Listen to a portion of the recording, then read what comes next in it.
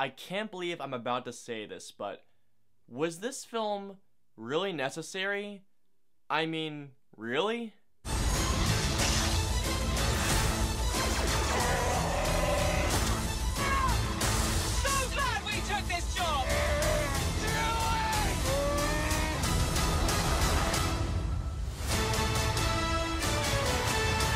So Solo, A Star Wars Story is the latest standalone film in the Star Wars universe, this one following the adventures of a young Han Solo prior to the events of A New Hope. And essentially this film chronicles the events of him meeting Lando, meeting Chewbacca, acquiring the Millennium Falcon, and him being a part of a crew. Alright guys, so let's get into Solo, A Star Wars Story.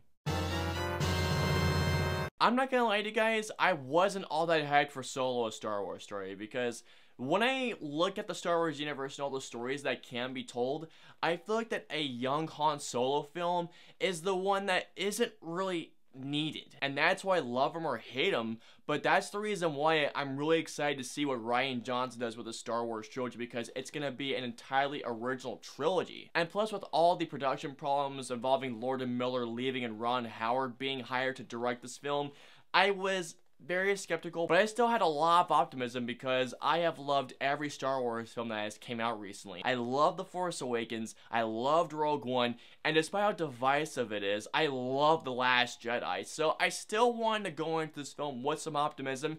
And I'm not gonna lie to you guys, Solo wasn't nearly as bad as I thought it would be. When it comes to the acting, Alden Ehrenreich as young Han Solo, he did, honestly, a fairly well done job. Because when you look at what Harrison Ford has done with Han Solo since the 1970s, I mean, no one can be Harrison Ford but Harrison Ford. So asking a younger actor to be a younger Han Solo is a very difficult, if not pretty near impossible task. But what Alden Ehrenreich does in this role really surprised me. He did a lot better than I expected he would do. But I won't lie, at first it took me a bit to get used to it. After a while, he grew on me. Emilia Clarke was great in this film. She was one of the reasons I was excited to see this movie. I liked her chemistry with Alden Ehrenreich. I loved Chewbacca. I loved his bromance with Han Solo, and I loved their first encounter. But the one person that I thought absolutely killed it, everyone has been talking about him, everyone's been praising about him, so I'm essentially going to be echoing everyone's statements, but yeah,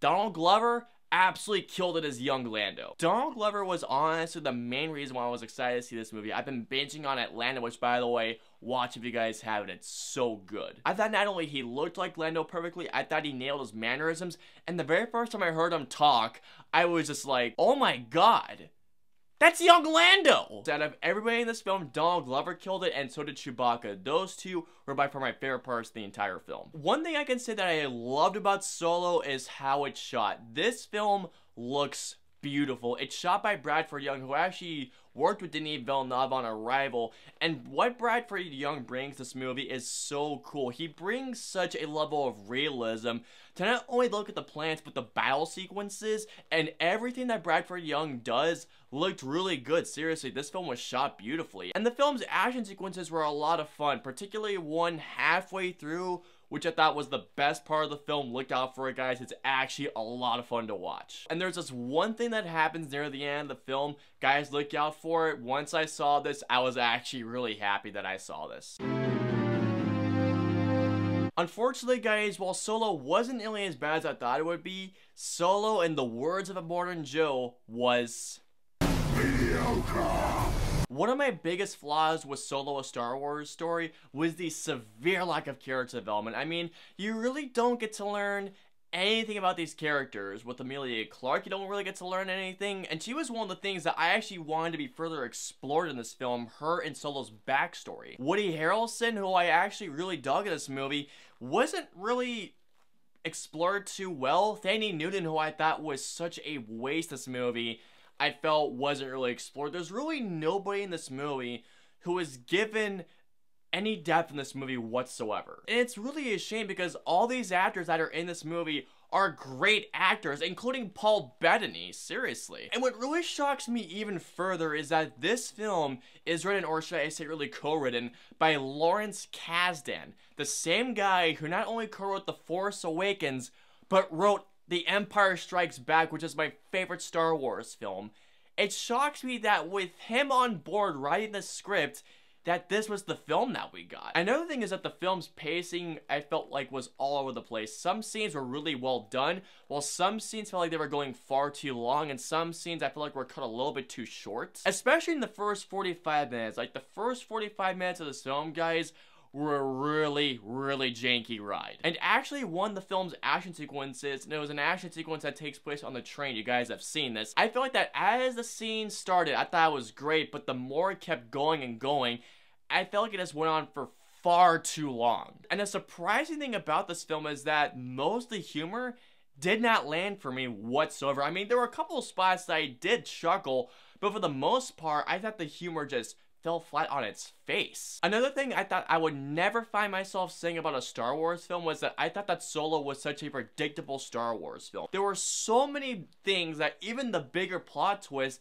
that I called out before they even happened. But perhaps my biggest flaws with Solo, one of them being that I felt like the film had no sense of urgency or had even really any stakes to it. There really wasn't anything to this film, and there was no real emotional backdrop to it, I felt like. And another thing that really hurts me about Solo is that I feel like this movie added really nothing new to Star Wars itself. And because of these things, I'm not gonna lie to you guys, there were a couple of spots in this movie that I found it kind of boring.